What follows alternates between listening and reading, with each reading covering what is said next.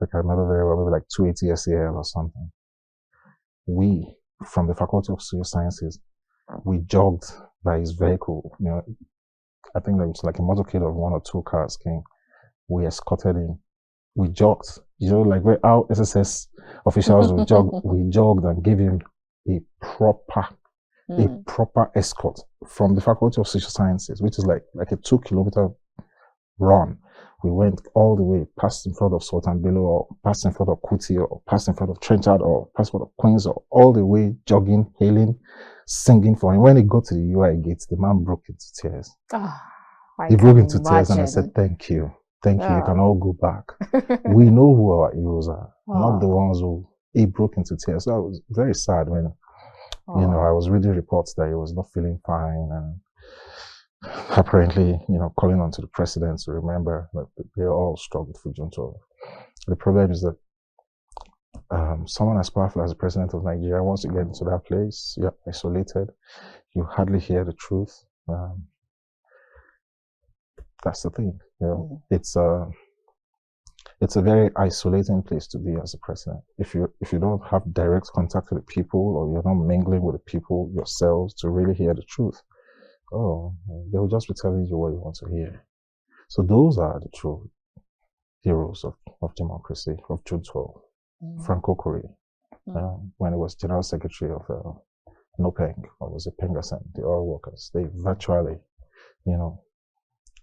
put the whole country to a standstill. Yeah.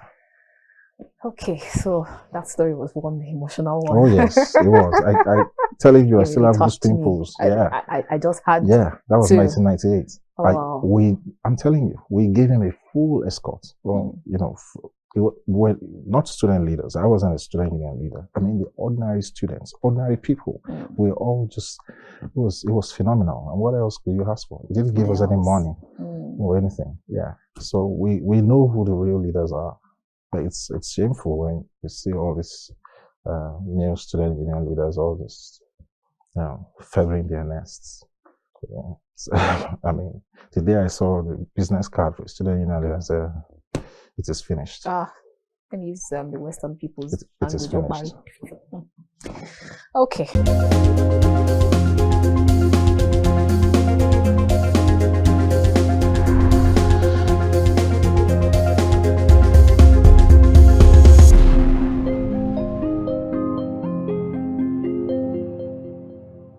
All right, let's begin this conversation first taking a quote from Dr. Martin Luther King, who once said, "Those who love peace must learn to organize as well as those who love war."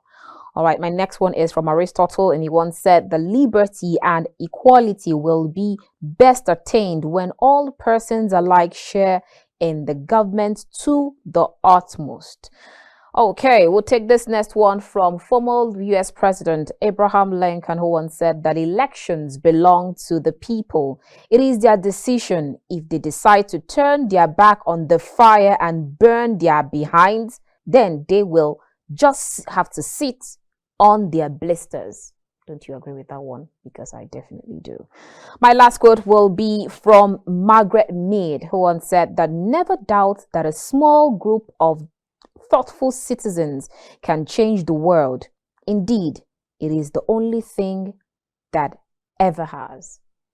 Very warm greetings and welcome to The Conversation. We're reaching you from Kaftan's television studio here, the nation's capital, Abuja. I am Annabelle Oji.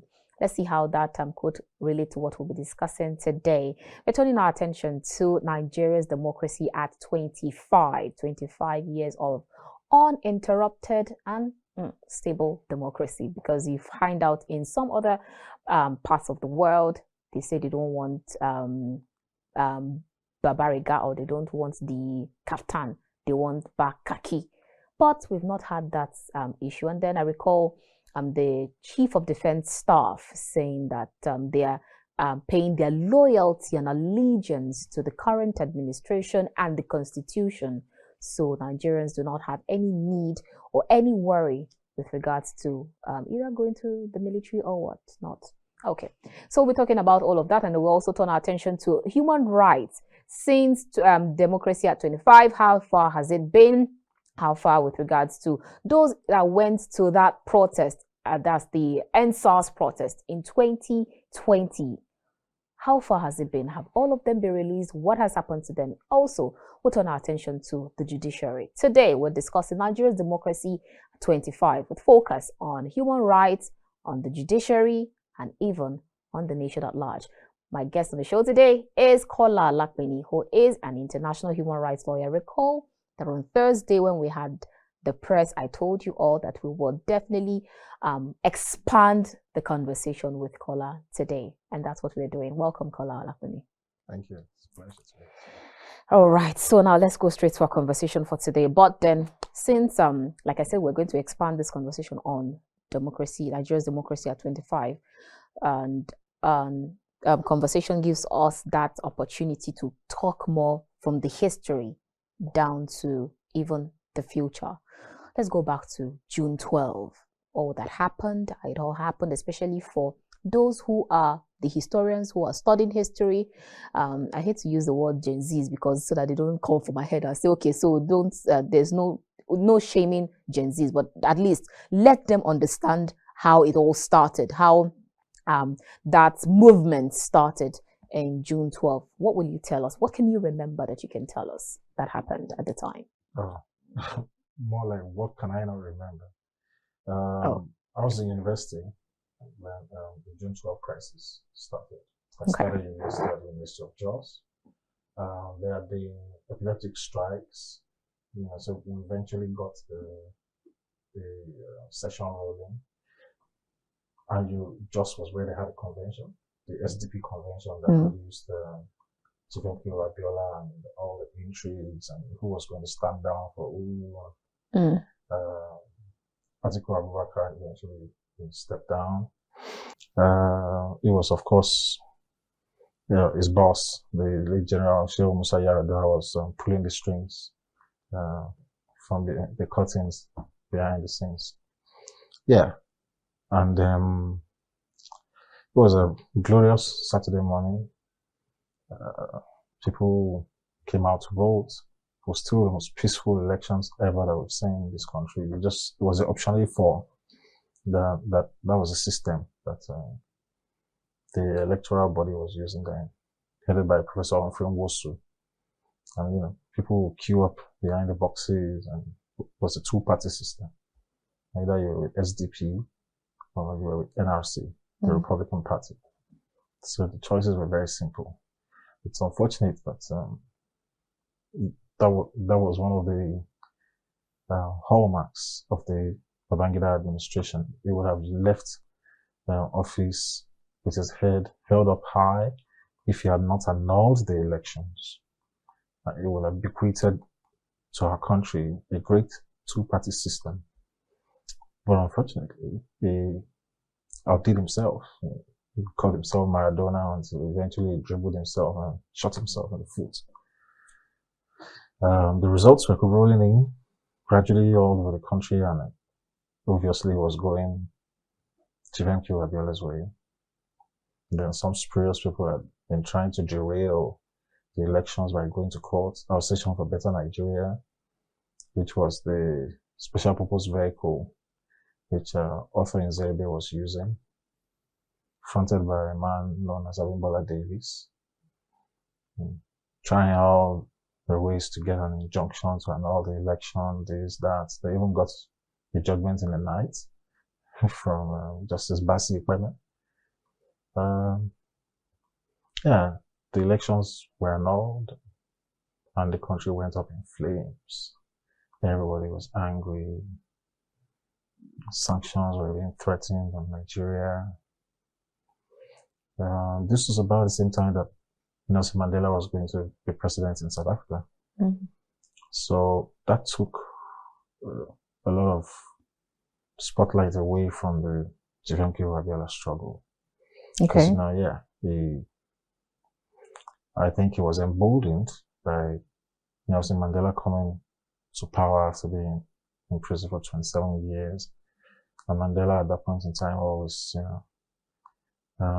gave it to the Nigerian government, which is ironic because Nigeria itself was one who helped to set South Africa free. So it was in a very uncomfortable place to be, where the person who you helped to set free now had to be the one chiding you, like, hey, you're our big brother, you helped us, you set us free, and why are you doing this to yourself? So eventually, Chief MK Abiola made a declaration when it was obvious that General Abacha was not going to hand over power to him. The illegal contraption known as the interim government had been sacked by Justice Dolapo Akisoyan of the Lagos High Court. And General Abacha, who had been waiting in the wings, just moved in and said, well, the court has declared this government illegal, and he sacked Chief Ernest Shoneko. So in a nutshell, that was what led to the build up to June 12 and the years that followed. As you know, Chief Abiola was arrested for treason. He never got out of it because he was murdered 5 years after. General Abacha himself, was taken out of the way, so to speak, and then a month after, Chief Abiola passed on in mysterious circumstances, and the Abdulsalami government had to, hurriedly put elections in place. And as you know, Chief Obasanjo was brought back from detention to be the president under the PDP, and that led to an uninterrupted honeymoon period for PDP. They were in power for 16 years at a stretch. No party has ever done that in Nigeria. All right, so you've actually stated quite a number of things that we can draw out strings from. But let's start with the fact that you talked about the late MK Abiola's murder. I hear you, in quote, you talked about his mysterious murder, and I've listened to quite a number of arguments. Some people said it was not a murder. Some people said it was different things. A lot of people have different opinion in that regard. What can you tell us? Yeah, because it was hale and hearty, and by the time the UN were meeting, the pictures had come out. Kofi Annan had gone to see him, and then he was meeting with some diplomats, Thomas Pickering and Susan Rice. We've read our accounts. And she said Chief started coughing after, he had been served some tea, and in a minute he was gone. So, there will always be conspiracy theorists. There will always be the government side. That's why they brought in pathologists from all over the world to, conduct an autopsy to be able to show, he didn't die mysteriously, is that. But that was very rough for the family. Recall that Chief Abiola's wife was murdered in Lagos by Sergeant Rogers and the hit squad. We know this because he confessed to it. There was a trial which never got anywhere. He's still in detention. So it's just been kept away and nobody talks about that anymore.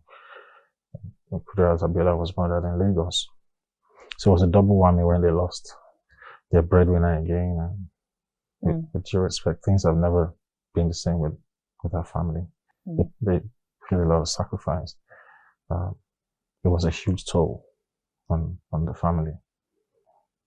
So now we're going to go back to, you talked about the trial and then how it's been so far. Even up until since then, till now, we're still talking about the judiciary.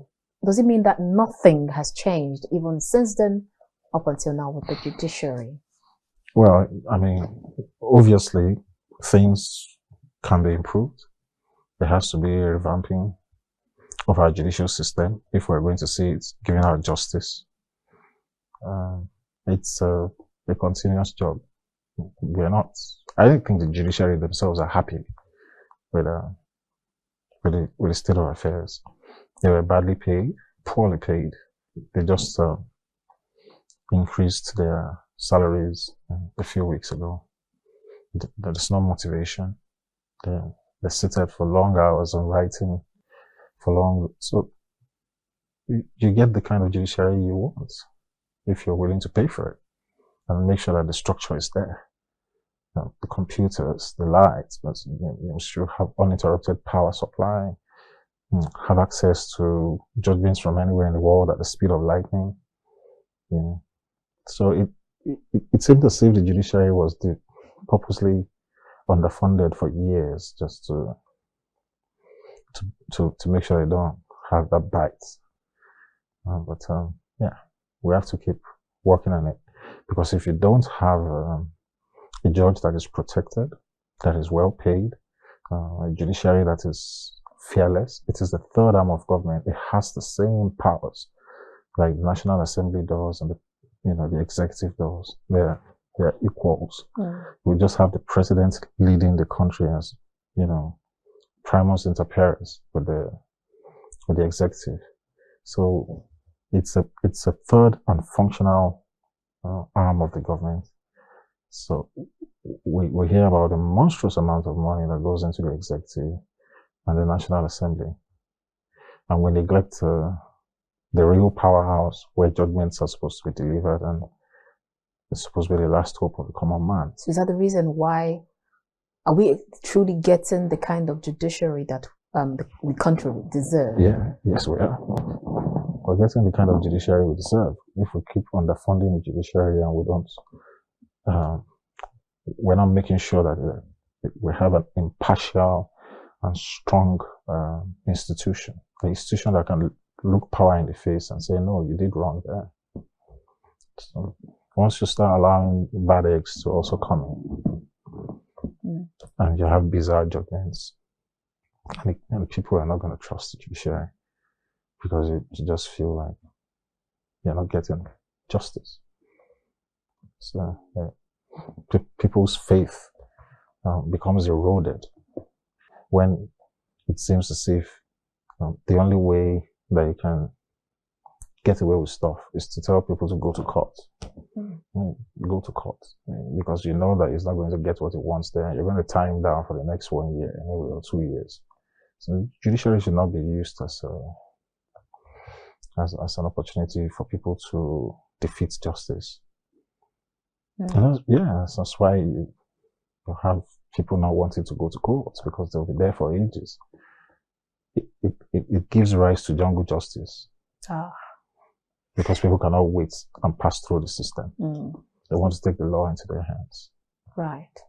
Okay, so we'll come back to that again, because when we're going to touch on human rights and the role of the judiciary and all of that, we'll come back to that. But let's go back to history during the June 12 election and annulment and all. Now, would you say, because I remember talking about, you also talked about the tea after serving the tea, and then he began to cough, and then there was autopsy and all of that. But then let's leave the part that some people will say it wasn't a mysterious death, it was nature. That's what some people argue about.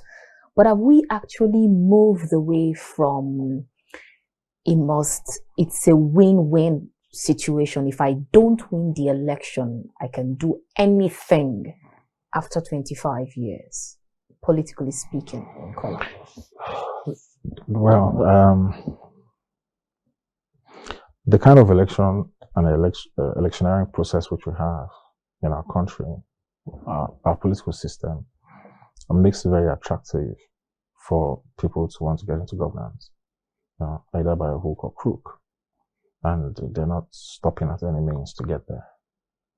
If you have a situation where elections are credible, where everybody can, look at the hoax that Professor Yakubu did in calling an election. Assured people, I don't hear of him anymore these days. It's just gone quiet. They did a horrible job with the elections. You assured people, you teased them, you told them, oh, this is what is going to happen. You started hearing about high rev and this rev and that rev. You assured people that it was going to be intact, the election, the votes would not be stolen, and it was a total sham. What it did. So there you go. It means that anybody can do anything and get away with it, and nothing will happen. And then we run to the judiciary to try to help us put a rubber stamp on it. So people they become, jaded. But if you have credible elections, people who you voted for are actually the scale through. It's not rigged. People are not being induced with money. They spend a whole lot of money on these elections. That's why they do or die. And they just feel, I have to get it by all means. But if we make our election process, it's the best of the best that can come forward. It has to be merit. You have to be popular with the people. And the voting systems will work. That's the key. If we say this is biometric, it should be biometric. Yeah, it should be. If we can install and put processes in place for our banking system, and we can go into our bank accounts with biometrics, and this, why it's so difficult to conduct meaningful elections and make sure that the right people get the positions. Why do servers have to fail on that day or something? Where you said you are going to upload the results, people are going to see it as it's coming up. You're turned to be lies. It was a sham. And made us a laughing stock before the whole world. So if you cannot conduct credible elections. Are you speaking of the same when you have international observers who came to say it was free, fair, credible? That's not what the international observers said. Some of them said so. Yeah, but the basic thing that the international observers said, that the electoral body scammed the people. That's what the international observers said. That this was not the elections that Nigerians wanted. All right, let's go back to that June 12th again.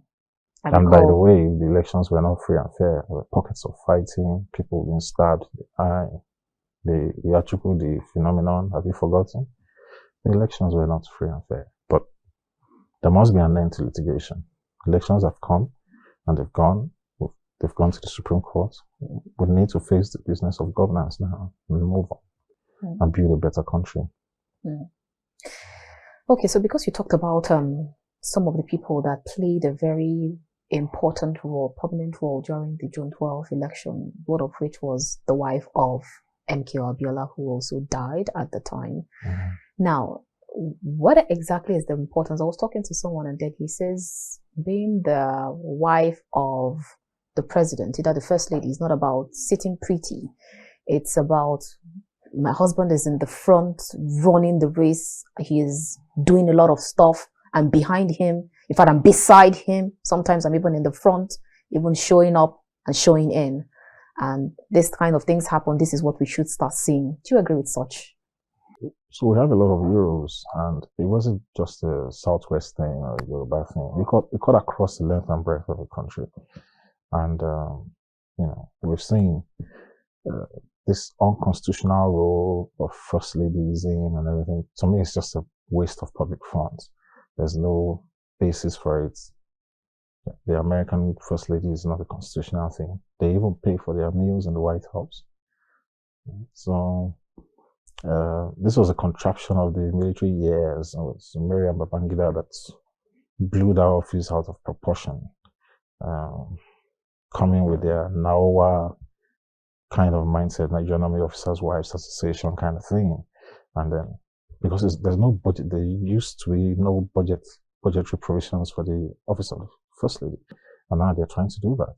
They're saying so many cars to the First Lady's office, X amount of money, and misplacement of priority, as far as I'm concerned. If I were in power, I'm going to scrap the office. There will be no... You don't... Look at all the serious countries in the world. Have you been hearing of a First Lady in England, in the United Kingdom, or wherever? serious countries in the world don't. Yeah, you can have the wife of the Prime Minister who, is a leading light in our own way. But the way we have turned this, some even where you have more than one wife, they take turns in being First Ladies. And then everybody driving big fat jeeps on the road, and then you're putting a security convoy, and allocating staff to them and all. We have to de-emphasize all these things if we want to make progress as a serious country. All right, I was actually looking for one of the headlines that we read actually talked about where President Bola Ahmed Tinubu was talking about the heroes of the June 12th election, where he mentioned some names. He mentioned Chukwemeka Ezeife and some other notable names that he called out there. I saw a particular headline. Someone says was complaining of. I'm sure I'm going to find it. Was complaining of the fact that President Bola Ahmed Tinubu did not mention their own name during that Democracy Day speech that he gave. So I'm asking, is it possible to mention everyone that when the heroes of that June 12 election? Because if I recall, quite a number of people died that day. You had people who even jumped down the third mainland bridge. A lot of things happened. So is it actually possible to reel out all the names? That's a good suggestion. Because if you make an off-the-cuff remark like the president did, he himself was a hero of democracy. I know I criticize him often, but I must give kudos to him. He spent his time, money, he went into exile to the US where he was fighting for the realization of June 12. People forget that. Even Bola Tinubu himself went to exile. So it's possible to forget names, but if a proper process is done, Bagauda Kauto, for instance, journalists that were learning your name, it cuts across all space, where the Abacha government will go and be raiding the offices of the news magazine, Tempo. Lots of them went into detention. They were jailed, for daring to write out and speak out against the military government of General Sani Abacha. So there were loads of them, and it makes sense if there's a compilation of these names. Comrade Olawumi, Nibadon, so many people. Yeah. All right, so now let's go back to the judiciary, because we also know that some of the people who played prominent role at the time was the former president of the NBA, Akao Bashorun, at the time. So how well would you actually, if looking at all that they did, some of them died, Chukwemeka Ezife, some of them, God bless their soul. Would you actually say that our formal anthem that stanza that talks about the labor of our heroes past shall never be in vain? So most of these people are gone years after. If you look at 25 years after, truly are the labor of those heroes past, are they in vain, or is it work in progress, Kola? Well, Alao Akabashran was an exceptional bar leader who led the Nigerian bar very courageously. And if you're talking about heroes of June 12 and what has just happened in recent history, June 12 is just about 30 years old now, 1993. What are you going to say about the Obafemi Awolow's? I was also looking at them also. Nnamdi Azikiwe and the greats. Madubelo. The greats who were there before Nigerian independence and actually clamored for independence. The people who really fought for the independence of Nigeria never got to rule Nigeria. They never got to rule Nigeria. They might have been regional leaders and, I think one of the greatest mistakes that Chief Obafemi Awolowo made politically was trying to be president or prime minister. He should have just stayed in the Western region. A lot of the stuff that we point to these days and we're enjoying was during the action groups ruling of the Western region and all the things that they put in place. How do you think that he shouldn't have just? Because then the regions were more powerful than the center. He thought what he did in Western Nigeria, he could replicate it at a grander scale over the whole country. Free education, etc., free healthcare. I think he should have stayed at the West and built it into an unenviable height.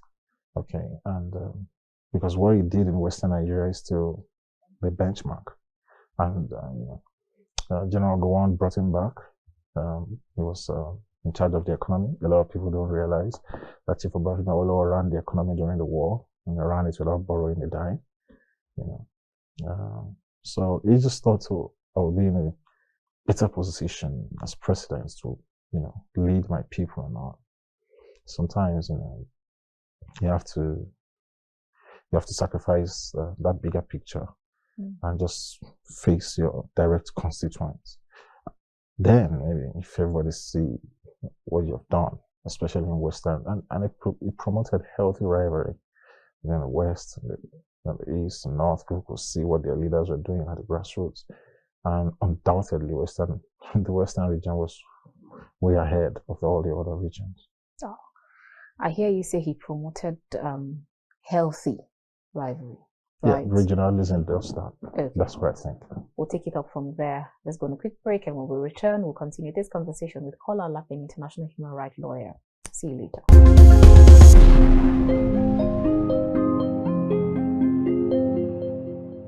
If you just joined us, this is The Conversation, reaching you from Capstars Television Studio here at the nation's capital, Abuja. If you just joined us, you've actually missed out on the history of the June 12th election. You've missed out on a whole lot. But then, no need to worry. You can also still join us in the show. My guest on the show today is Kola Alapinni, who is an international human rights lawyer. All right, before we went on that show, that break rather, the last statement you made was that we're able to get a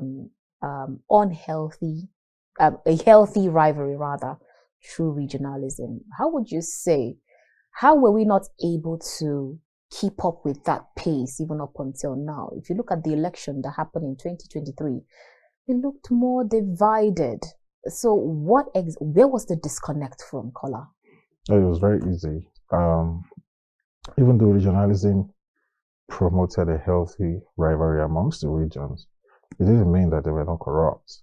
It didn't mean that we didn't have disgruntled politicians, which was what led to the impasse when the military came in 1966.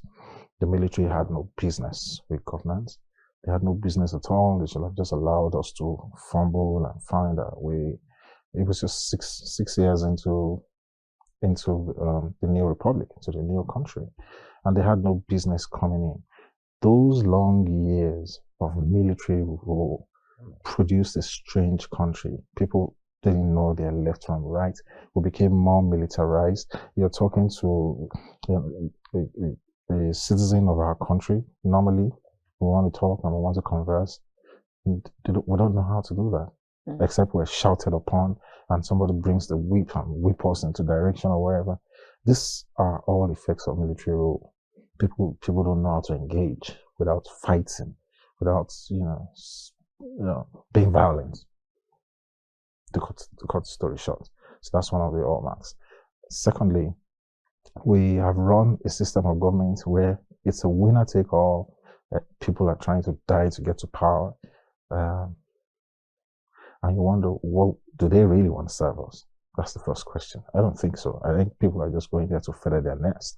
There might be one or two people who are exceptional, make a difference, but politics is the fastest way of getting rich in our country. And that's why people just keep going there. We have to de-emphasize the wealth in our political system. How do we do that, and who is supposed to be on this round table? The people who are supposed to be on the round table are the ones benefiting from it, and they're not going to give it up easily. We don't need a National Assembly that is that enormous to start with, that is that big. We need to cut down the cost of governance. We need to cut how much we're spending to put them in place. We certainly don't need to be buying 160,000 naira jeeps for some people to represent us, and we cannot afford to pay workers. And our healthcare is not working well. Our schools are not working well. It's a misplaced priority. There's no way you're going to champion it. It's misplaced priority. There's so much billions don't even make sense anymore. We're hearing trillions. Look, for instance, dollars. To show you how attractive it is, for the first time in the history of Nigeria, we had a central bank governor dare to get involved in politics, and there were no repercussions. He was not sacked. It was not dealt with. Even the printing materials, the security materials would have been kept in the CBN, and he dared to dip his foot into the political waters. How scandalous is that? And you had a president who just looked the other way. And now you see how much the season from him is. That's the first time. I know that we have a public servant who's a trillionaire, and it's so shocking. The erosion of value system by people in high places, and it just seems as if they can just trample on none of us and get away with it. So those are the things. We need to cut down the cost of governance and ensure that it's the real people who have our interests at heart that come out. Have you seen the convoy of students' union presidents now and NANS presidents? They're printing cards. They've become politicians who have ended up being contractors. That's what they do now.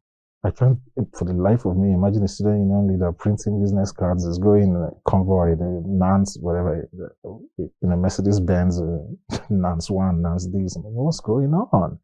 We've made politics so filthy with lucre. It's all about money. And we're not going to get the best because everybody just wants to go in there and feather their own nests. Look at the former minister where they had saying that he bought fire trucks for 1 billion naira. This, that. So they scam for us and national airline. It's crazy. It is crazy. I was going to ask you if that was what it is during the that's the student union, if that's what you used to have in your own time. No, not at all. It was all about their looter. The student union leader could walk and hold his head up high. You know, he didn't need those convoy of vehicles. And we know who our leaders are, people who come into governance. Let me give you an example. Another hero of the June 12 was Franco Kokori, who was he just passed away recently. May God bless his soul. I had the privilege of meeting him in 1998, I think. He came to the University of Ibadan shortly after when General Abacha died, and General Absalam was releasing all the political prisoners. And Franco Kori came to deliver a speech at the Faculty of Social Sciences, the main auditorium, which is just across the road from the Faculty of Law. And I was very interested in student politics at the Faculty of Law level. I was a bit active there. So we all trooped to listen to Franco Kokori speak on the June 12, on the travails and everything. And I remember some of the things I said. I said the people who actually work for June 12 are not going to get into power. I said because that's the way it usually is. The champions of revolution, if they're not careful, there's other people who come and hijack that movement. And you remember that Chief Obasanjo was not popular in Ogun State. He lost his word. He was brought from prison to become president because he had gone to prison for unreasonable charges when the Abacha government had put him there. He didn't actually fight for June 12. He actually said, thank you, Abiola was not the messiah that we were expecting, and that really got a lot of people angry in Western Nigeria. But he became the beneficiary of the June 12 struggle. So that's it. Back to my story of Franco Kokori. When I said we know who our leaders were, when he came out after his speech, I got an autograph. We're all starstruck. Mailed around it. I made sure that it was just one of my notebooks. I made sure that he signed his autograph, and it was so cool to be able to meet Franco Kokori. Came with his wife. It was a Mercedes. I remember very well, maybe like 280 SAL or something. We, from the Faculty of Social Sciences, we jogged by his vehicle. You know, I think there was like a motorcade of 1 or 2 cars came. We escorted him. We jogged. You know, like where our SSS officials would jog. We jogged and gave him a proper escort from the Faculty of Social Sciences, which is like a 2-kilometer run.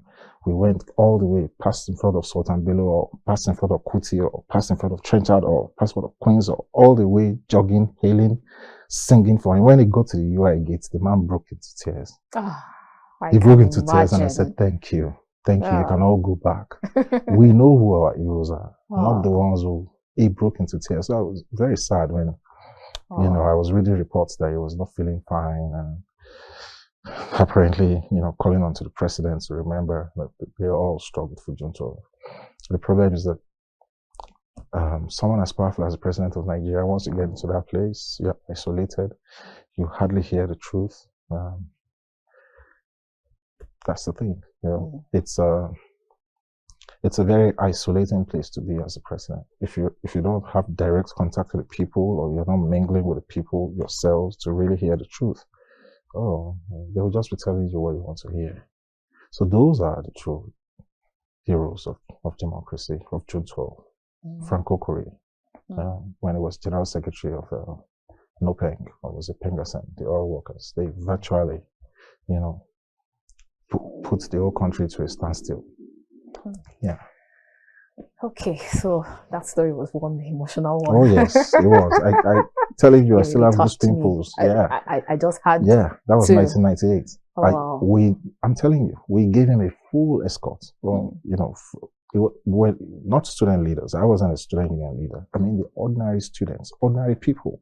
We all just, it was phenomenal. And what else could you ask for? It didn't give us any money or anything. Yeah. So we know who the real leaders are. But it's shameful when you see all these new student union leaders, all this feathering their nests. Yeah. So, I mean, the day I saw the business card for student union leaders, it is finished. Can use the Western people's. It is finished. Okay, so now let's talk about because you talked about the judiciary and then all that they've actually done, and then you talked about human rights. Now, I know you're following a case, you're actually handling a case with regards to that has something around human rights and blasphemy and all of that. I don't know if it's okay to talk about it, because I know sometimes you lawyers, you say it's well, I can talk about the general issues on religious freedom. I cannot talk particularly on this case because we're at the Supreme Court now. Yeah, so, right. But I can talk about, I mean, as you know, in January, the United States Secretary of State gave me the International Religious Freedom Award. My university was very happy with that. University of Essex. Shout out to you guys. Center for Human Rights. Shout out to you also. Congratulations. Yeah. And thank you. I'm always here. You're always hailing me, international human rights lawyer. I'm always here for your programs. So yeah, at Kaftan as well. Kaftan also issued congratulations on the LinkedIn page. So that was very nice and thoughtful of them. I didn't expect that. So thank you. And you cannot but talk about the state of human rights generally in Nigeria, especially around religious freedom issues. Seeing countless in northern Nigeria as recently as Christmas Day, communities in Plateau State where the churches were burnt down. Just go back from Jos, we're in Jos from Friday to Sunday. We met with the governor, the secretary of the state government. We visited these communities and how we can support and help. I came with all my friends from the US who are very, very interested in supporting the local people in all these issues. No arrests have been made. Header terrorism have been unleashed on the people of the Plateau and Benue. Benue is the food basket of the nation. So also is Plateau to a great extent. That's where you have potatoes and apples and everything. People are scared of going back to their farms. So it's a topic that the government of Nigeria needs to focus on. The first amendment to the United States Constitution is the right to religious freedom, and they take it very seriously. And people should be able to speak their minds without fear of persecution, favor. Recently, very good friend Mubarak Bala, if you remember, was sentenced to 24 years imprisonment when he pleaded guilty. That has now been reduced. Because you're aware, one of the cases we did in Kano was the case of Omar Farouk Bashir. A minor who was sentenced to 10 years. We got that conviction quashed. So when you hear all these things happening in the Nigerian space, it becomes very shocking to people abroad. And they tend to value their freedom more seriously, because they can't imagine that the biggest black nation in the world, we're still talking about chopping off people's hands and legs over the Sharia law question, whilst Nigeria has signed up to international, treaties and conventions. Before your very eyes, a 56-year-old man comes up and says, "Oh, it is my religious right. I can marry a 13-year-old." Even when Nigeria has signed up to the Child Rights Act, we signed up to the Child Rights Convention, which is an international document. Then we domesticated in the Child Rights Act. None of the northern states have refused to domesticate it because they would say, oh, it's my religion, I can marry. Once a woman sees her flow for the first time, a girl, and she's seen it for 5 consecutive months, and she's ripe for marriage, that's pedophilia. And we're not addressing things properly. And then when you have people who speak out, you remember Deborah Samuel Yakubu, the young lady from the school in Sokoto State, who was burnt to death for, it was, again, what's that? You know, Omar Farouk Bashir, it was an argument. Yahya Aminu Sharif, known famously as a Kano singer, it was what he said or sang in a closed WhatsApp group that got him into trouble. The same WhatsApp was what was responsible for Deborah's death, because they had set up a WhatsApp group for class assignments, and some fundamentalists had taken it over, were sending Quranic verses, and she got angry and said, oh, this is supposed to be a group for assignments. And that was what sparked the argument. Unfortunately, she died that way. A lesser known fact was that there was a survivor, which people didn't know, and I met her when I went to Plateau State. I'm giving you a scoop now. Our cousin survived it, and she gave me eyewitness account of what happened. You know, but she went underground, and things became, you know, due to the trauma and everything. And she told me that attack went on for like 5 hours. They were trying to get them. The security kept them safe initially in the security hall, and then these people came back again trying to, you know, wow. Yes, and, you know, the armed police were not called onto the campus for some reason or the other, where we could have rescued the girls. So there's negligence also there on the part of the government, etc. When this atrocious act was eventually done and Deborah was murdered by her classmates, inclusive, 34 people came to defend the assaulters, led by a professor of law. 34. Whereas in northern Nigeria, you remember in our case, when we were there, nobody dared come up to try to defend people who were charged for blasphemy, because, you know, it was so dangerous to do so. There was fear of reprisal attacks. Eventually, those that attacked Deborah Samuel Yakubu were set free by the courts for want of diligent prosecution. And the lady in Bauchi State, who goes by the name Rhoda Jatao, he made a post on Facebook saying those who killed Deborah have been set free, nothing has been done, and she was arrested instead. So you see this pattern, especially in northern Nigeria, where the aggressors, people who make it difficult for there to be religious freedom, increasingly getting away with egregious acts, and the aggressors get away, and that the people who are the victims, the real victims, now feel so, you know, jaded. So she made a comment on Facebook, and she was arrested. She was almost spending Christmas again in detention when we all got involved in international outcry, and that's what the government don't like. Once there's international outcry on Twitter and everything, and she was mysteriously released on bail. You know, so those are the issues. We need to face our priorities. Why do we still have religious boards? The Christian board, for instance. The Pilgrims Board. If Section 10 of the Constitution says no state or federal government should adopt a religion as a state religion, and we're wasting money. We just subsidize the Hajj with 90 billion naira, and we're shouting that we're hungry. We're spending 90 billion to go to somebody else's country. Where's the sense in that? If not, it's gratification for people in politics. Religion is a personal issue. If you can afford to go to Hajj, then go to Hajj. And we where we are in this country, whereas when like Kwara State, some people are attacking Isheshe worshippers, saying Kwara is holy land, don't do this. Come on, the Constitution protects everybody. We can't be allowing such things to happen in year 2023, 2024. I'm going to ask you a question with regards to the fact that you talked about the Constitution, and then we also have the religious boards and all. I remember talking to a professor of law, and I asked him that in the Constitution, we have, as a country, the Constitution is supreme, right? He said yes. So how come we also have a Sharia law?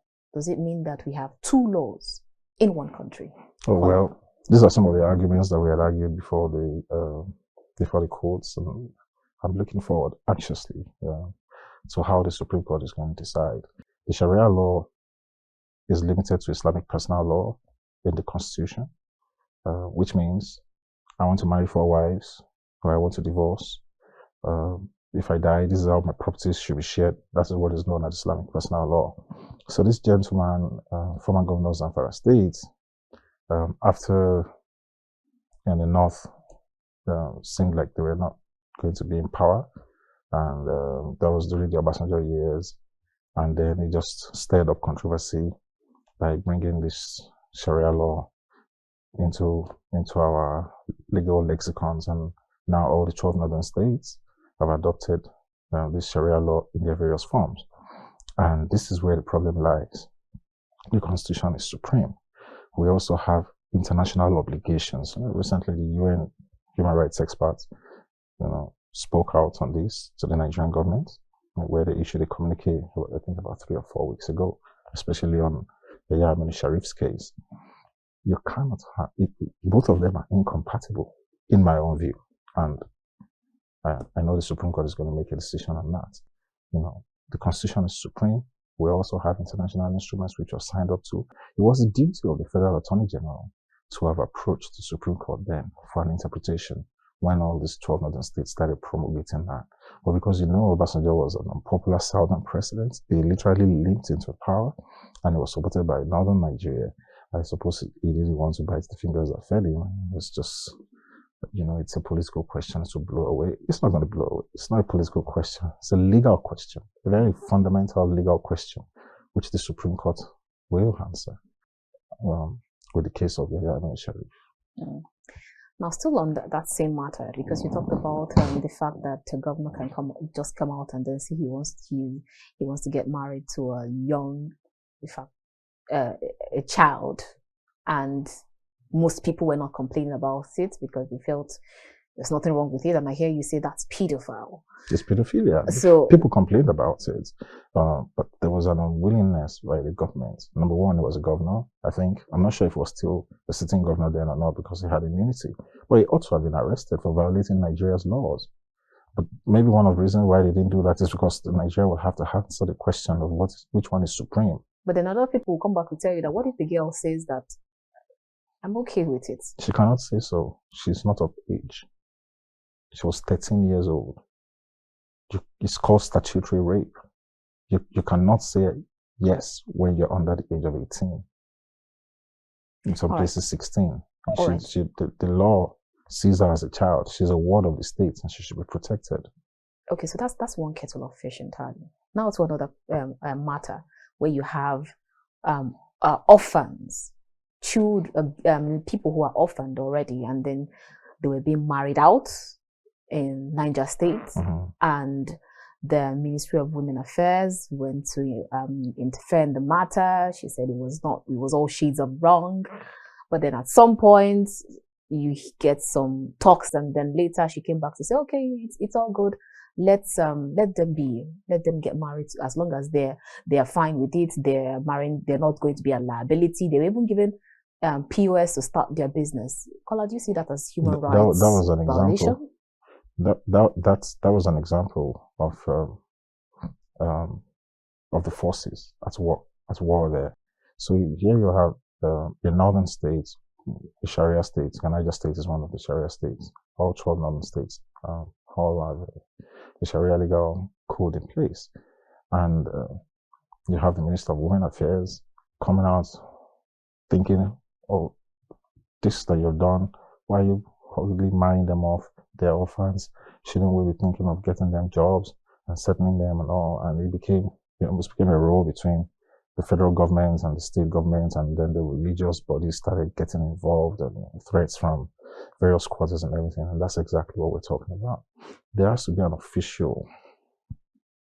ought to have been like an official statement coming from the government, which the lady was trying to come out to say, oh, I've gone to court, I got an injunction. What's even the Federal Ministry of Justice doing? It seems as if the Ministry of Justice carefully every time, not wanting to get into this Sharia law question, the constitutionality or otherwise of it, and the clashes between the constitution and these religious laws which we're having. They actually create so much tension and disharmony. I think at some point in time, the minister will have just, there was also interventions from the emir, and the minister felt, okay, if that's what you guys want. They keep saying, oh, it's a religious thing, it's a religious question. Some of the girls actually were producing handwritten notes to her, to the minister, oh, please let us go and get married. We have somebody that'll take care of us and this and that. I think she was forced to even, like you said, try to start developing businesses. So I think they looked at ways which they could collaborate. It's okay, if you're going to marry all these girls, let them have some sort of money coming in. So put them on a stipend for a period of time, and support them with one or two items. So at least they're not just dependent on a man or dependent on a marriage. So there you go. I'll ask you the question again, Kola. Do I think there was a violation? Yes. Of human rights? Yes. I think it's not that simple to violation of our obligations to international law. Yes. When you look at the various charters that we've signed, CEDAW, for instance, Convention on the Elimination of Discrimination Against Women, ICCPR, the states should be coming to protect these ladies, and have we ensured an education for them? Are they properly educated? Shouldn't that be where we should be spending money on, making sure that the orphans are properly taken care of as wards of the state? So when you look at the treaties which we signed up to, you could say that we're filling our obligations to the girl child. But if you now look at the religious laws that have been promulgated in these various states and everything, then you're going to have a clash, and it has to be addressed. So if you are asked, how do you think that the international law is seen Nigeria? Because I hear at some point the former governor of Kaduna State says if we go into massive bombardments of terrorist enclaves, we're just scared of the ICC, that's the International Criminal Court, coming to break down our necks afterwards. So how do you think that they're seeing all of this happening? The international community? Yes, how they see us? Yeah, I think from what I pick, I'm not... because if you meet people from the various countries where they might not, it's not their government that is speaking, okay? These are individual talks. We meet in conferences and workshops and everything, and they just wonder why our governments cannot seem to protect us. They're just wondering, what's your government doing about it? How come all these elders just come into people's farms and terrorize, and the government is doing nothing? No protection. That's how they see it. Why is your government? Because imagine if this kind of thing was happening in a country like the United Kingdom or the US, that would have had repercussions on the electorate. They would have voted you. Liz Truss left after 43 days. They don't waste time. So they're wondering, why is your government not protecting you? Why? And it keeps coming. 40 people killed in the church, St. Francis on Pentecost Day, and just like that, and they just wonder, why is the government not protecting you? Why? Why is Nigeria turning into a killing field? You keep hearing these figures abroad, 200 people killed, 70 people killed, and we've just become so blasé about it. Killing citizens of our country by unknown gunmen or a Fulani headsman or something, we've become so dead into it, so it doesn't move us anymore. Or kidnappers catch some people on the road. It seems we don't value human lives anymore. It doesn't mean we've become so immune. 17 people died and we just walk away. 200 people were killed and we just walk away as if nothing happened. Scary. Wow. Quite a number of things to talk about, but then time is never our friend, because I was actually also looking at the recent visit of the Prince Harry and Meghan, and then the bad press and all that happened. We're going to talk about that, but Kola, time is never our friend. Thank you so much for coming on the show. You're welcome. It's always a pleasure to see you. It's good to be back home. Good to be back home. Good to have you back too. Thank you. All right, time viewers, that's where we end this conversation today. I was really almost teary-eyed when he talked about how they had the struggle during in school at the time, and then you're just wondering what is happening with the student union these days. Is it politics or really? Is that what they're doing? Continua Victoria Asata. Oh, okay. Asata. Okay. Is that what they're doing now? Or yeah, it's just about their bellies, man. Okay. It is what it is.